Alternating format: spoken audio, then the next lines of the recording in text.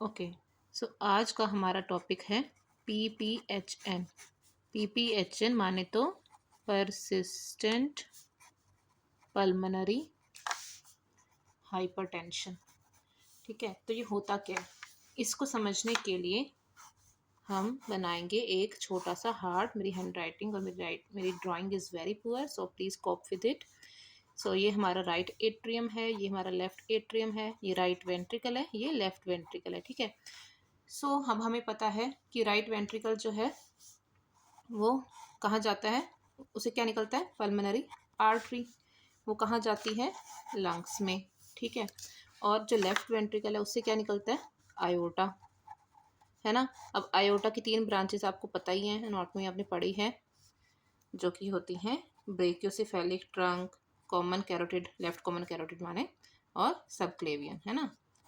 सो फिलहाल you need to know about this diagram. तो generally क्या होता है, अगर हम आफ्टर बर्थ की बात करें तो मेन काम हमारा गैस एक्सचेंज का कौन करता है, लंग्स करते हैं। मींस राइट एट्रियम में डीऑक्सीजनेटेड ब्लड आता है, वो via tricuspid valve right ventricle में जाता है, राइट वेंट्रिकल से ब्लड जाता है deoxygenated through the pulmonary artery into the lungs, फिर लंग्स से through pulmonary veins left atrium में, followed by through mitral valve left ventricle में, लेफ्ट वेंट्रिकल से आयोर्टा में, आयोर्टा से पूरी बॉडी में। ठीक है, लेकिन अब अगर हम बात करें फीटस की, फीटस में क्या होता है, लंग्स का तो कोई काम नहीं है गैस एक्सचेंज का। फीटस में जो लंग्स हैं आपके, पहली बात समझ लो, ये किससे भरे होते हैं, फ्लूइड से, है ना।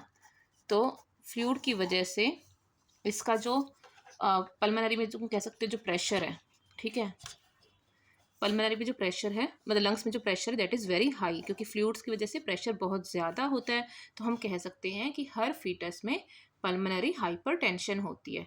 ठीक है, तो क्या हो रहा है कि because of fluids there is increased pulmonary vascular resistance.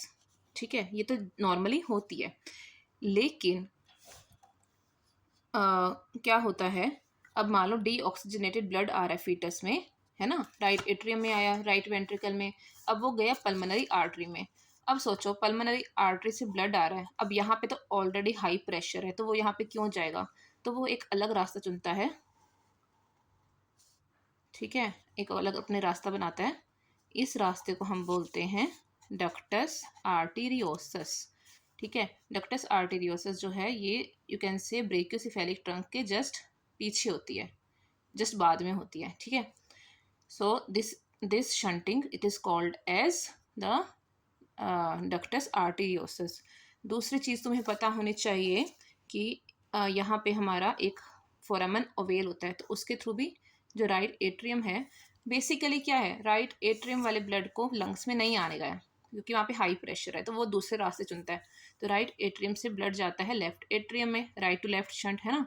और जो राइट वेंट्रिकल था वो पल्मोनरी आर्टरी में ब्लड दे रहा था, पल्मोनरी आर्टरी बोलती कि मुझे लंग्स में मैं नहीं जा सकती, इतना ज़्यादा प्रेशर है ऑलरेडी, तो वो क्या करती है, एक अलग रास्ता बनाती है आयोटा के साथ, और वहाँ पे ब्लड देने लग जाती है। ओके, इतना समझ आ गया। अब क्या हो रहा है, यहाँ पे कौन सा ब्लड आ रहा था हमारा, डीऑक्सीजनेटेड ब्लड, है ना, यहाँ पे हमारा डीऑक्सीजनेटेड ब्लड आ रहा था। ठीक है, जिसने जो यहाँ पे गया, और आयोटा जो है, ठीक है, अब क्या हो रहा है, this was about the normal foetal circulation. अब प्रॉब्लम कहाँ आती है, अब क्या हुआ, फीटस जो है बाहर आ गया, यानी कि इसका बर्थ हुआ। अब बर्थ के बाद क्या हो रहा है, बर्थ के तुरंत बाद फर्स्ट थिंग हैपन्स इज हमारे जो फेफड़े हैं वो खुलते हैं, है ना। तो हमारे जो लंग्स हैं वो ओपन होंगे। ओपन होंगे कैसे, बिकॉज जो फ्लूइड है वो रीएब्जॉर्ब कर जाता है, उसकी जगह पे क्या आ जाती है, आपकी एयर।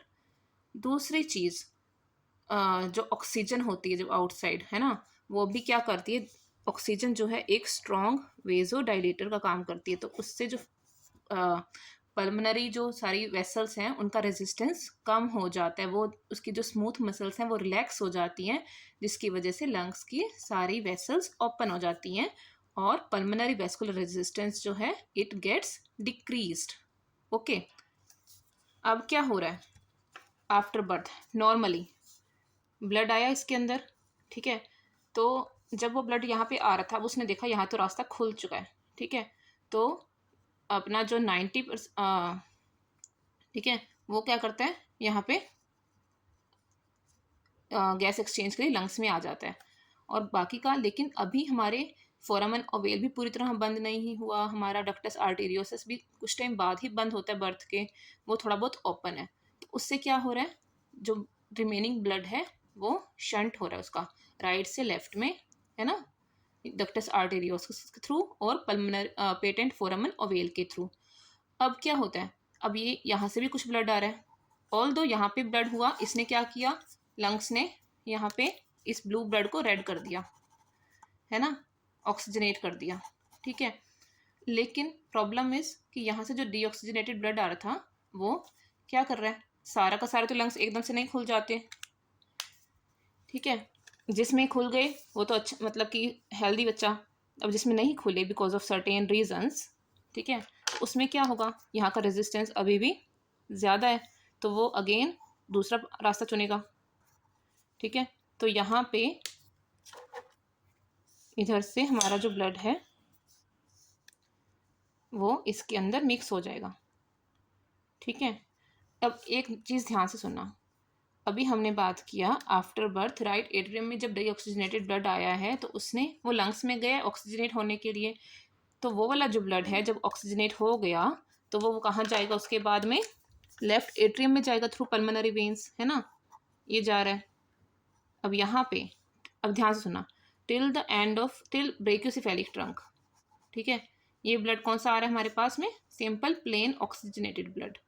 लेकिन उसके बाद आती है प्रॉब्लम कि कुछ ब्लड जो है, अगर जितना डिग्री ऑफ यू कैन से यहाँ पे रेजिस्टेंस ज़्यादा होगा उतना ही डिग्री ऑफ शंटिंग ज़्यादा होगा यहाँ पे, और वाइस वर्सा।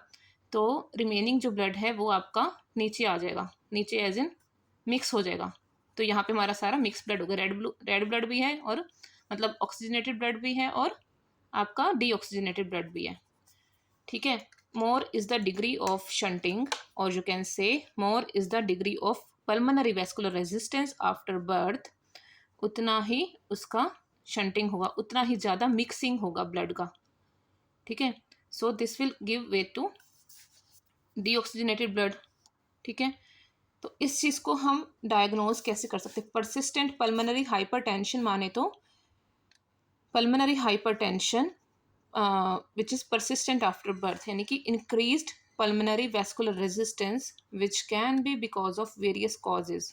अब अगर हम बात करें कॉजेज ऑफ पीपीएचएन की, तो वो क्या क्या हो सकते हैं। फर्स्ट ऑफ ऑल, अब सपोज बहुत प्री टर्म बेबी है, ठीक है, उसमें पीपीएचएन के चांसेस ज़्यादा हैं। दूसरा, मिकोनियम एस्पिरेशन सिंड्रोम, उसमें क्या हो रहा है, सरफेक्टेंट नहीं बनने दे रहे, सरफेक्टेंट नहीं बनने दे रहे तो एल्वियोलाई के कोलैप्स होने के चांसेस हैं, उसमें फ्लूइड भरा रहता है, तो उसकी वजह से भी पीपीएचएन हो सकता है।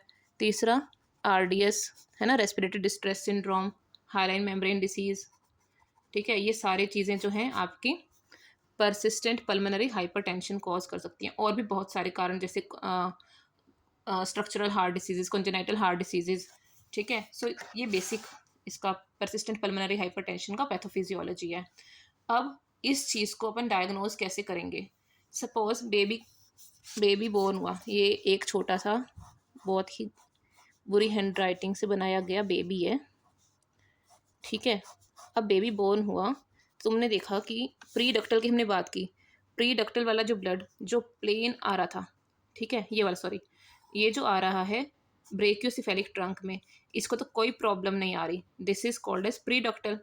तो प्री डक्टल वाला किस में जा रहा है, आपके राइट ब्रेकियोसेफेलिक में जा रहा है, राइट ब्रेकियो, ये मान लो राइट साइड है, ये लेफ्ट साइड है, ठीक है। तो जो राइट ब्रेकियोसेफेलिक में जा रहा है, यानी कि यहाँ पे तो प्लेन ऑक्सीजनेटेड ब्लड जा रहा है, सही जा रहा है, मतलब कि एज इन यहाँ पे आपका प्रॉपर ऑक्सीजनेटेड ब्लड जा रहा है, ठीक है। मान लो फॉर एग्जांपल, जस्ट माने तो 100% सेचुरेशन के साथ में, 100% सेचुरेशन है इसकी आर्टीरियल ऑक्सीजन सेचुरेशन, ठीक है।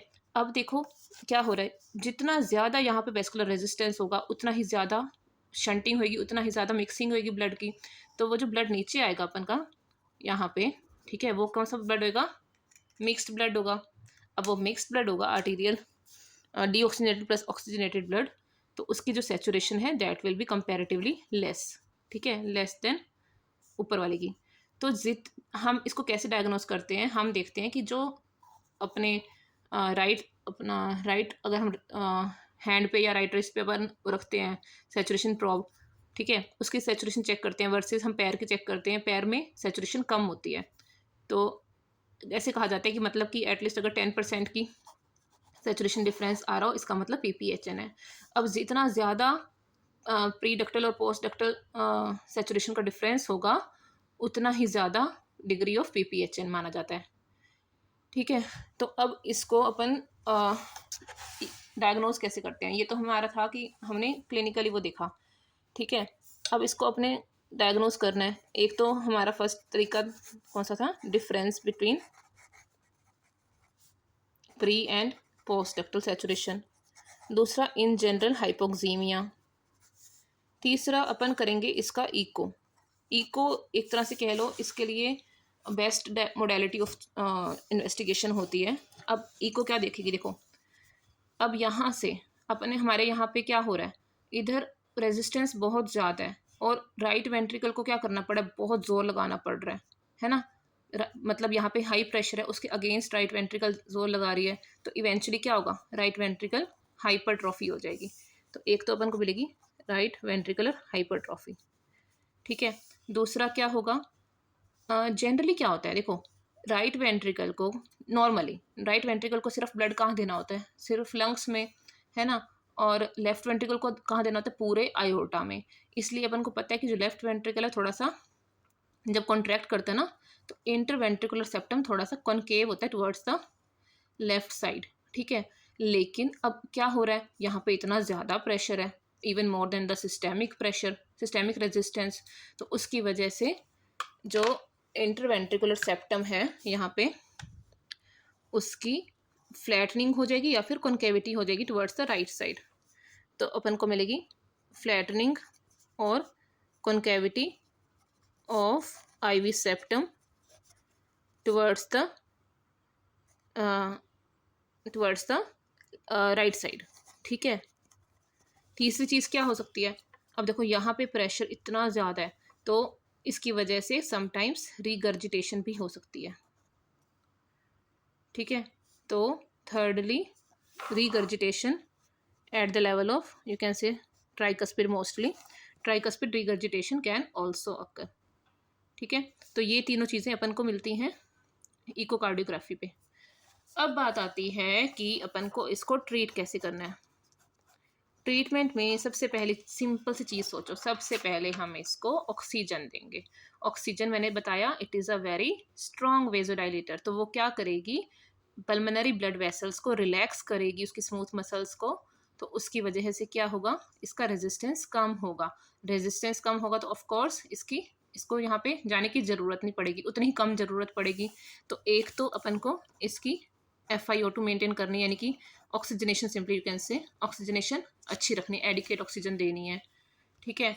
दूसरा एक और रास्ता होता है, हम इसको देते हैं INO, that is the inhaled nitric oxide. Inhaled nitric oxide is again a potent vasodilator, जो कि हम CPAP मोड से या वेंटिलेटर मोड से भी दे सकते हैं, ठीक है। तो it again relaxes the smooth muscles of the pulmonary vasculature, okay. और थर्डली हम क्या दे सकते हैं, sildenafil. Sildenafil again is a vasodilator, pulmonary vasodilator, ठीक है। अच्छा, अब मान लो आपने सब कुछ कर लिया, सीवियर PPHN है, you have given all these 3, कोई इफेक्ट नहीं पड़ रहा, तो हमारे पास लास्ट ऑप्शन क्या रहती है, ECMO। ECMO माने तो एक्स्ट्रा कॉर्पोरियल मेम्ब्रेन ऑक्सीजनेशन। इसमें कुछ नहीं करते, बेसिकली एक आर्टिफिशियल ब्लड को ही, एक आर्टिफिशियल यू कैन से एक मैकेनिज्म होता है, उसमें हम ब्लड को आर्टिफिशियल लंग या हार्ट के थ्रू, लंग और हार्ट के थ्रू ऑक्सीजनेट करके वापस एडमिनिस्टर करते हैं, वापस डालते हैं बॉडी में, ठीक है। So this is about PPHN। Thank you.